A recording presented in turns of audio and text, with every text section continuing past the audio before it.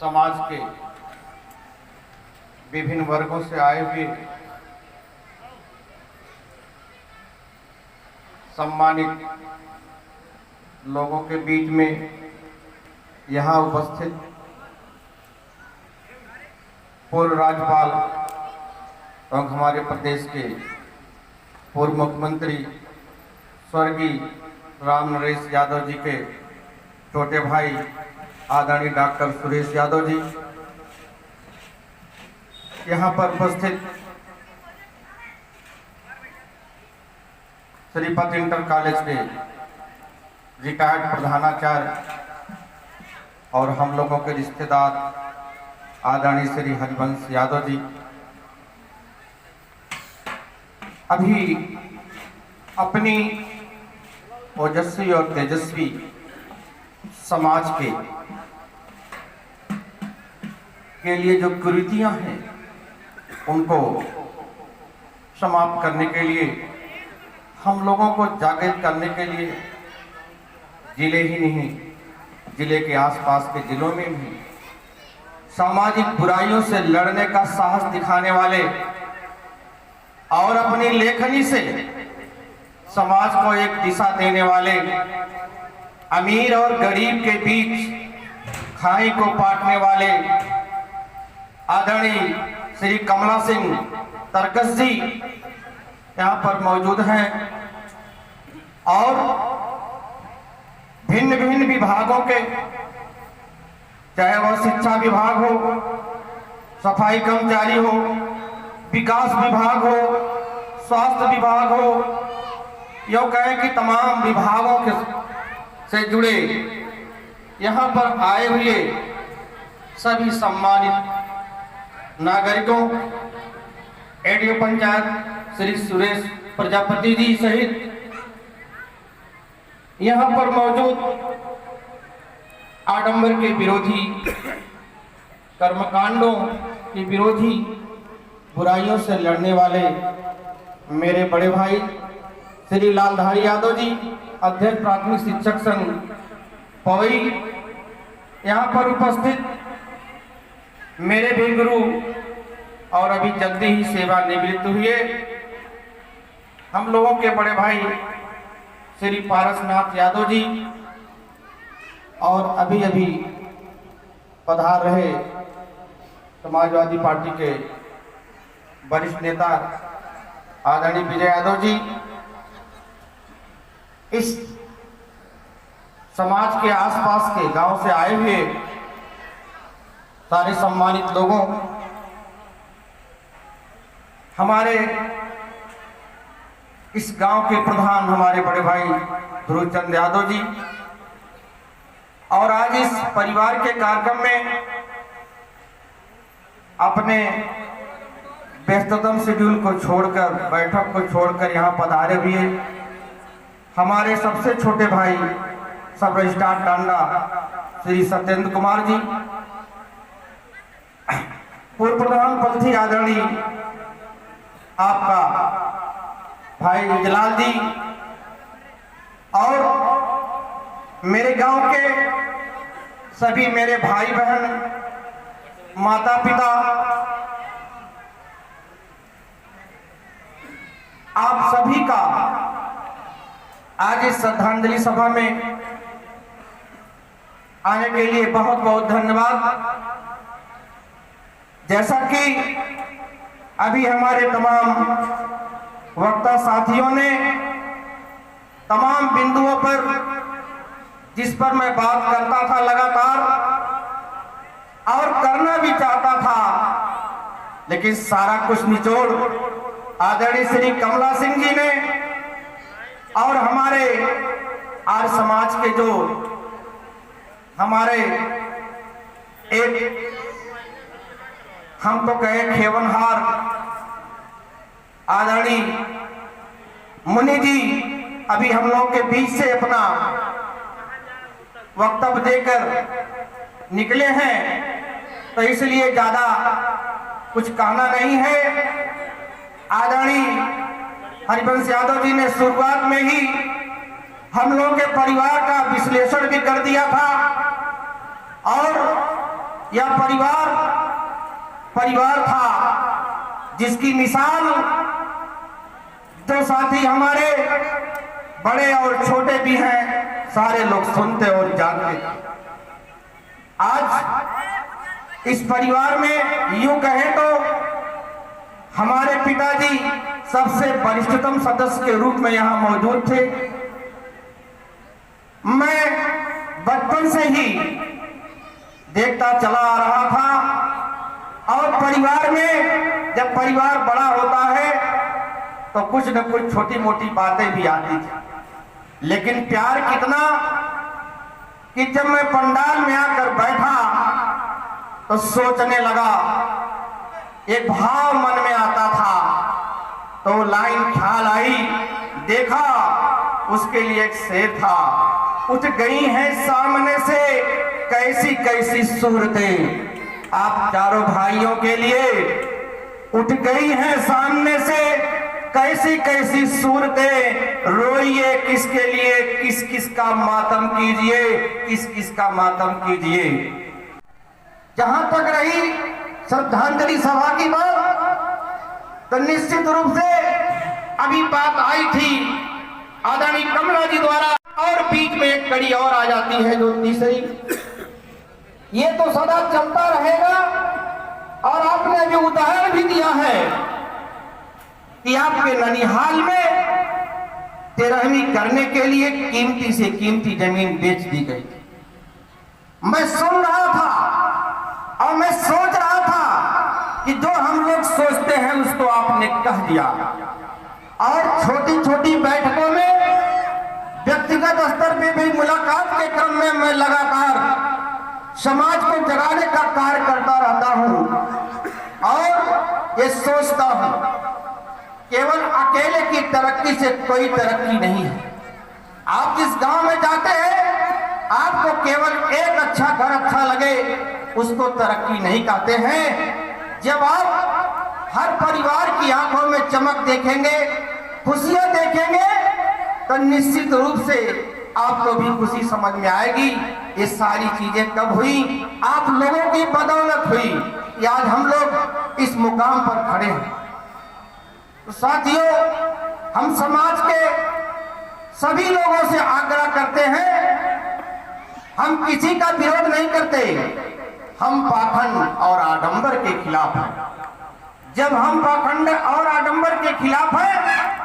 तो निश्चित रूप से आज जो ये श्रद्धांजलि सभा हो रही है, इसमें हमारे जो भी वरिष्ठ और कनिष्ठ सहयोगी साथी यहाँ मौजूद हैं, हमारे पूजनीय लोग मौजूद हैं, इन बातों को अपने अपने स्तर से अपने समाज में, गांव में जब ले जाएंगे तो निश्चित रूप से हमारे समाज का बहुत बड़ा भला होगा। कई बार तो हमने देखा कि जिस घर कोई घटना हुई, अगर घर का सदस्य या परिवार आर्थिक रूप से कमजोर है और किसी प्राइवेट हॉस्पिटल में 1 सप्ताह या 10 दिन रह गया तो वह परिवार आर्थिक रूप से कितना टूट जाता है। पहले तो उसके घर की आमदनी समाप्त होती है उस दवाई में, फिर नात पात रिश्तेदार और दोस्त यारों से काफी मदद लेता है, फिर लास्ट में क्या पता चलता है कि वह जिस शख्स के लिए हमने कर्ज लिया दवा इलाज के लिए, वह शख्स हमारे बीच में नहीं रहा। कहने का मतलब हमारा धन और धर्म दोनों चला गया। ऐसी स्थिति में फिर हम समाज से अपेक्षा करते हैं, समाज से डरते हैं कि हम तेरा ही करें। अब वह शख्स समाज के डर से, भय से तेरा ही करने के लिए फिर बड़ी व्यवस्था करने के लिए सोचने लगता है। तो जब हम लोगों से आज से 10 साल पहले भी, या जब से नौकरी में हम लोग आ गए, कोई ऐसा गरीब व्यक्ति जब आता था कि हमारे घर तेरे ही है, कोई मदद चाहिए, उस समय मदद तो दिया जाता था, लेकिन तब ये भाव नहीं रहता था कि होना क्या चाहिए। लेकिन क्षेत्र में पहली बार स्वर्गीय रामकृष्ण जी के यहाँ बड़ा कार्यक्रम हुआ, क्षेत्र में बड़ा संदेश गया और उस संदेश के बाद दूसरे नंबर पर हम लोग मकसूदिया में प्रोफेसर डॉक्टर प्रवीण कुमार यादव जी के पिताजी का जब देहांत हुआ, उस समय ये निर्णय लिया गया कि आप लोग अगुवाई करेंगे, नहीं तो छोटा व्यक्ति जब आगे बढ़ता है लोग कटाक्ष करते हैं कि बाप की तेरे ही नहीं कर पाया। जब हम आप जैसे लोग, समाज के बुद्धिजीवी लोग, आर्थिक रूप से मजबूत लोग इस कार्यक्रम को आगे बढ़ाएंगे तो निश्चित रूप से हमारे छोटे तबके के जो परिवार हैं, हमारे जो भाई बहन हैं, उनका परिवार इस आर्थिक बोझ से बच जाएगा। रह गई बात ये कि जो कई सौ साल पहले से रीति और रिवाज बने थे, आज इस समाज के लिए वो सड़े गले हो गए हैं, उनको बदलना ही पड़ेगा। आज उन कुरीतियों के रूप में समाज के सामने आ रहे हैं। ये सही बात है कि सबसे पहले आंधी से शुरू हुआ इस अंबारी क्षेत्र में रामकृष्ण यादव जी की 13वीं नहीं हुई थी। वहां पर विद्यालय में आकर के जिंदा जब थे तो एक बात कहे थे, देखो मेरे मरने के बाद कोई भोज नहीं होगा, सुन लो सभी लोग। तो वहां से शुरू हुआ और समाज के प्रबुद्ध वर्ग ने उसमें बहुत बढ़ चढ़ करके हिस्सा भी लिया।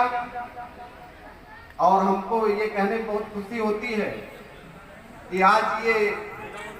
जो मृत्यु भोज न हो करके श्रद्धांजलि सभा हो रही है,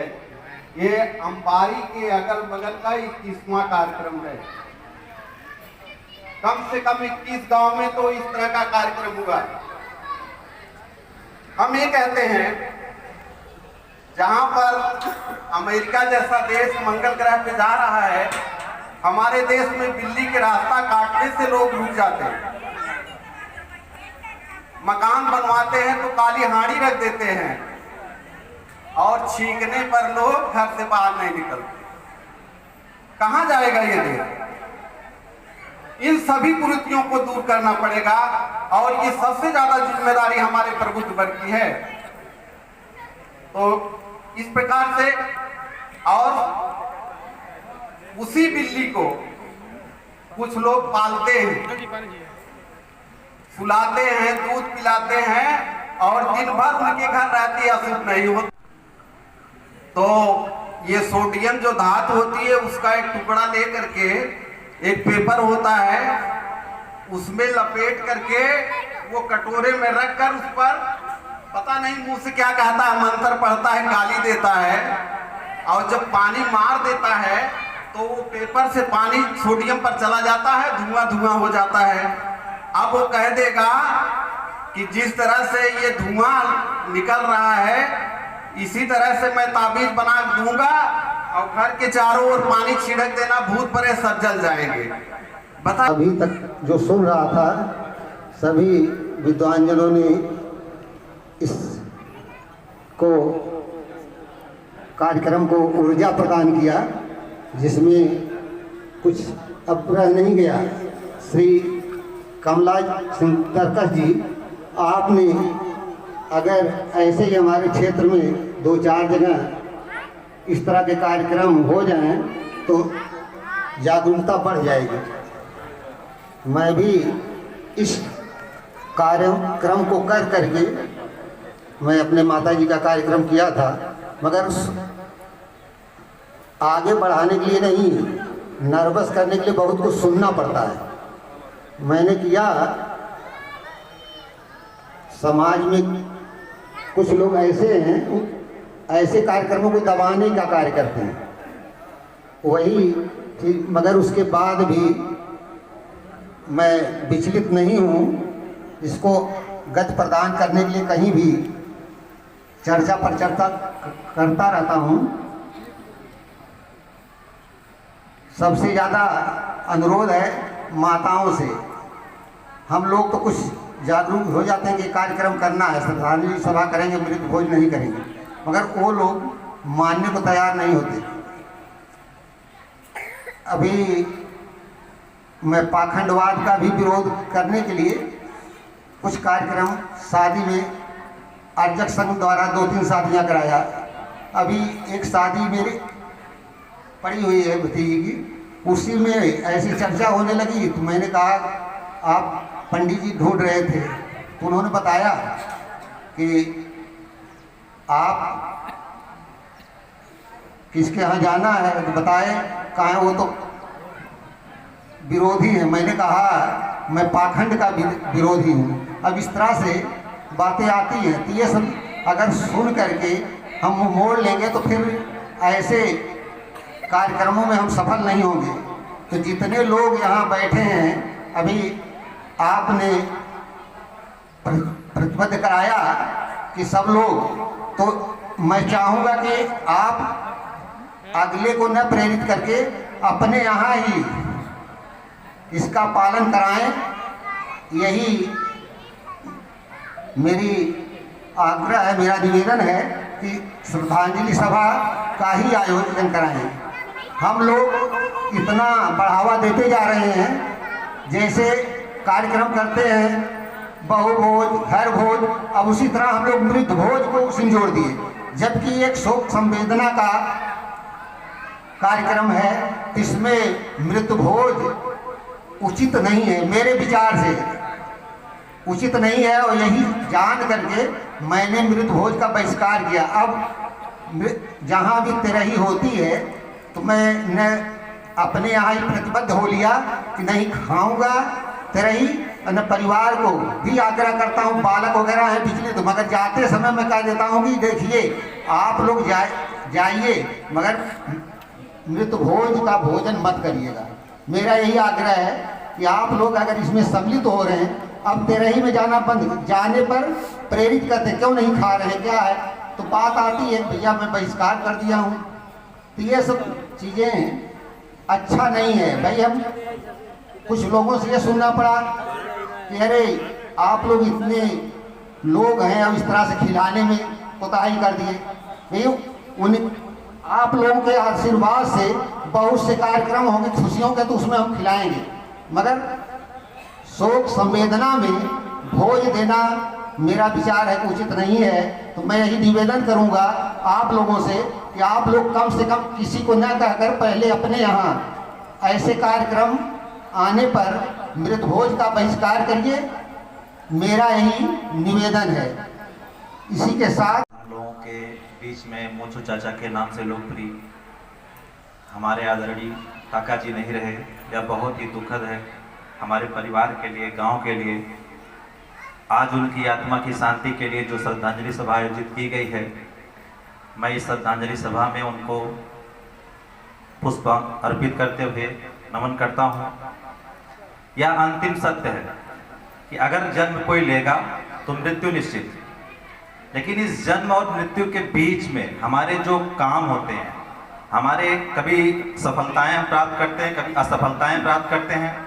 कभी हमारे गुण हमारे साथ जुड़ जाते हैं और कभी हमारे अवगुण जुड़ जाते हैं। अंतिम पूंजी हमारी यही होती है। और इस परिवार के बारे में हमारे पिताजी, हमारे परिवार के लोगों ने हमेशा उदाहरण दिया है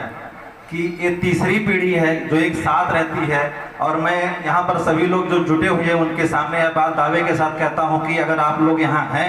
तो इस परिवार से एक उदाहरण जरूर लेके जाइएगा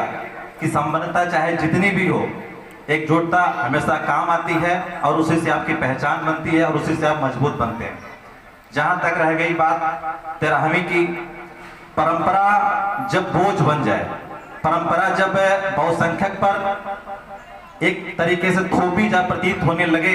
तो परंपरा बिल्कुल अच्छी नहीं मानी जाती। तेरहवीं एक ऐसी ही परंपरा है जहां पर संपन्न लोग तो उसका निर्वहन आसानी से कर लेते हैं, लेकिन जो दुर्बल वर्ग है, जहां पर उसको वो अपनी बात कह नहीं सकता, इसलिए नहीं कह सकता कि उसको यह भय है कि लोग उसके बारे में क्या सोचेंगे। तो मुझे लगता है ऐसी परंपरा को तुरंत त्याग देना चाहिए। और इस कड़ी में जो ये कार्यक्रम किया जा रहा है, मैं उसका बहुत ही स्वागत योग्य कदम है। और मैं उम्मीद करता हूँ यहाँ जितने लोग यहाँ उपस्थित हुए हैं वो जहाँ जहाँ भी जाएंगे, अपने गांव में, क्षेत्र में, समाज में उठेंगे,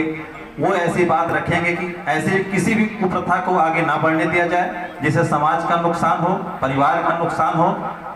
और इसी के साथ मैं पुनः अपने पूजनीय चाचा जी को उस पे बना रहे और लोगों के शासन करता रहे, अपने सुविधाओं को बढ़ाता रहे और दूसरे को शोषण करता रहे। और मैं ये जागरूकता आप लोगों के बीच ये फैलाना चाहता हूँ, मैं कहना चाहता हूँ कि ये प्रबुद्धशाली वर्ग अभी भी शासन के जितने भी तंत्र है उस पर बैठा हुआ है, कुंडली मार के बैठा हुआ। और ये छोटी छोटी जो समस्याओं से तो हम अपने को दूर कर लेंगे, लेकिन उसको दूर करने के लिए हमको एक सामूहिक प्रयास करना होगा, सामूहिक जागरूकता का कार्यक्रम चलाना होगा। हम कम से कम अपने दोस्तों में, मित्रों में, रिश्तेदारों में इस बात की चर्चा करें कि कैसे एक न्यायपालिका से लेकर कार्यपालिका, विधायिका तक में एक प्रबुद्धशाली वर्ग का सोच, एक खास वर्ग को पालित पोषित करने के लिए जो सोच है उसको हम कैसे दूर कर सकते हैं और उसके लिए हम क्या प्रयास कर सकते हैं, इसका भी हमें ध्यान रखना चाहिए। इन्हीं सब बातों के साथ मैं बात